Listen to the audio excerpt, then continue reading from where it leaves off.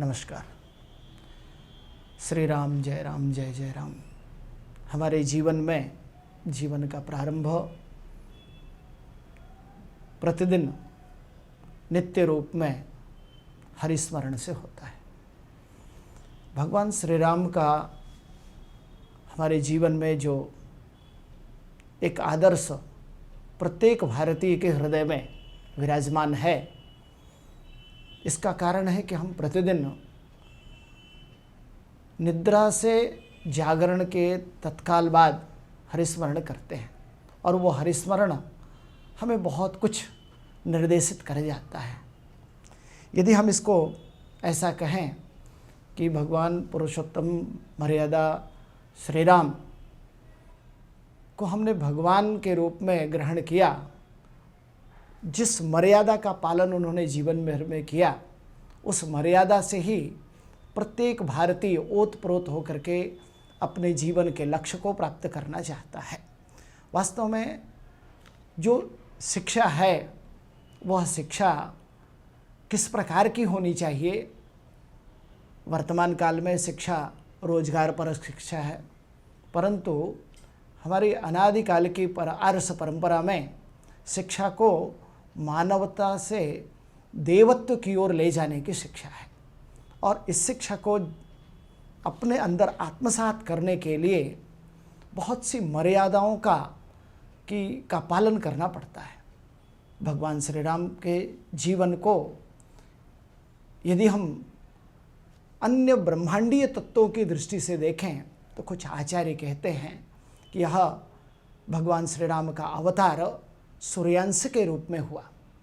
जिस प्रकार से संपूर्ण जगत को नियंत्रित करने के लिए एक सौर परिवार में सूर्य का महत्व है, ठीक उसी प्रकार हमारे इस जीवन के जन्म से लेकर के मृत्यु पर्यंत और उसके बाद भी यश शरीर के लिए यह राम का जो आदर्श जीवन है वह हमें उसी तरह ओतप्रोत प्रेरित करता है जैसे वर्तमान सूर्य हमें ऊर्जा प्रदान करता है।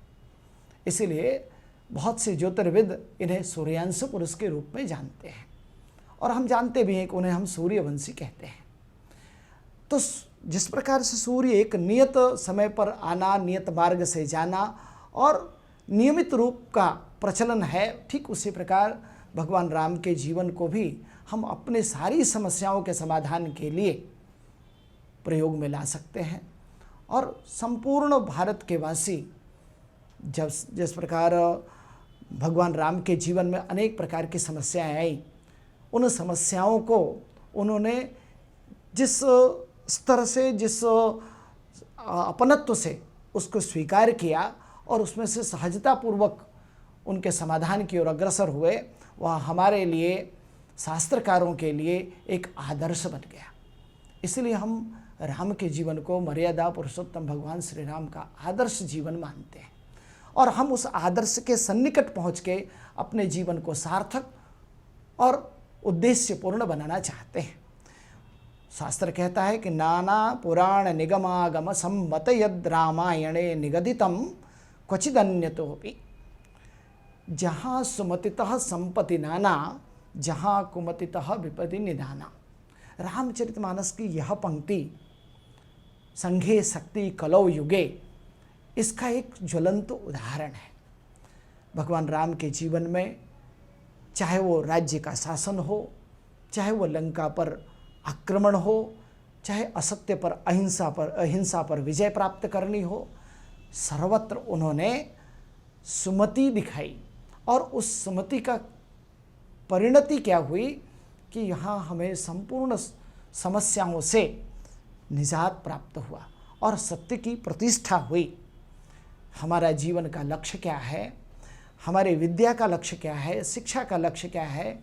आज हमारा समाज अनेक संक्रमणों के कारण इससे दूर होता जा रहा है। मेरा मानना है ऐसे आदर्श जीवन वाले ग्रंथ रामचरितमानस या वाल्मीकि कृत रामायण का यदि हम अपने जीवन में पालन करें और उनका अनुसरण करें तो हम समझ सकते हैं कि जीवन के सभी प्रश्नों का उत्तर उनके जीवन में प्राप्त हो जाता है। सामान्यतया नैतिकता, आदर्श का एक प्रयोगात्मक जो जीवन है वह भगवान श्री राम के जीवन में दिखाई देता है। चाहे वो पुत्र की मर्यादा हो, पिता की मर्यादा हो, भाई की मर्यादा हो या शिष्य की मर्यादा हो। हम कहें कि भगवान श्री राम जब धनुष यज्ञ में जाते हैं तो सारे राजाओं के धनुष यज्ञ में अपने बल का प्रयोग करने के बाद यदि वो चाहते तो स्वयं भी जाकर के उसमें बल प्रयोग करके उसमें भाग ले सकते थे, परंतु उन्होंने गुरु की आज्ञा की प्रतीक्षा की। और ये है शिष्य की मर्यादा।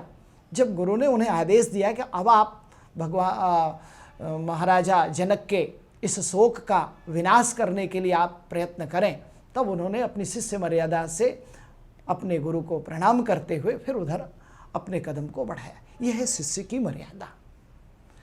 इतना ही नहीं, जब वनगमन को जाने को हुए तो माता ने आदेश दे दिया और उस आदेश का पालन करने के लिए कोई व्यक्ति राज्याभिषेक को जा रहा है, उसे तुरंत वनगमन हो रहा है, ऐसी अवस्था में भी उस आदेश का पालन करने में भी उन्हें हर्ष और शोक दोनों की अनुभूति नहीं हुई। और ये है कि माता की आज्ञा का पालन करना एक मर्यादा को स्थापित करना है, क्योंकि जीवन तो छोटा है, लाभ हम ले सकते हैं मर्यादा का उल्लंघन करके, परंतु मर्यादा का पालन करके हम यश कीर्ति को दीर्घ काल तक बनाए रख सकते हैं और समाज को जोड़ने के लिए एक आदर्श स्थापित कर सकते हैं। भगवान राम ने यही कार्य उस वनगमन के संदर्भ में माता कैकेयी के आदेश का पालन करके दिखाया।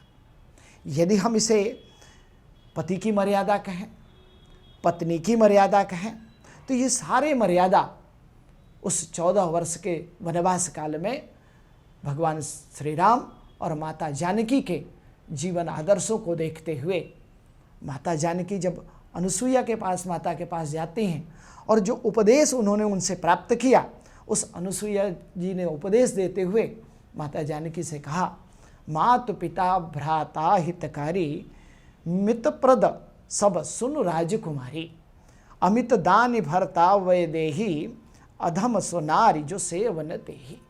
ऐसे अनेकों उपदेश जो किसी एक व्यक्ति को समाज बनाने के लिए, कुटुंब बनाने के लिए, अपना जीवन उच्च स्तर तक उठाने के लिए आवश्यक है, वो सारी मर्यादाओं का पालन।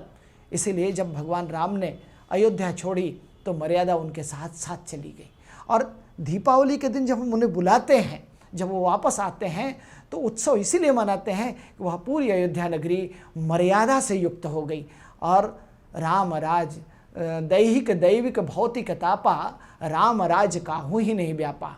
जब संपूर्ण जगत अपनी मर्यादा में रहता है और एक स्वार्थहीनता से ऊपर उठकर परोपकार पुण्याय की भावना से कार्य करता है, तो ऐसे में ये त्रिविध ताप किसी भी जनमानस को प्रताड़ित नहीं करते हैं। जब भगवान राम को वनगमन हो रहा था, बहुत से सारे लोग संतप्त थे। ऐसे में जब भरत वापस आते हैं, तभी वहाँ राजगुरु ने उनको उपदेशित करते हुए कहा, सुनो भरत भावी प्रबल बिलख कहो मुनिनाथ, हानि लाभ जीवन मरण यश अपयश विधिहात। अर्थात आपके कर्तव्य नित्य नैमित्य को काम्य कर्म आपके बस में है, परंतु उसका परिणाम क्या होगा ये ईश्वर ने निर्धारित करके रखा है।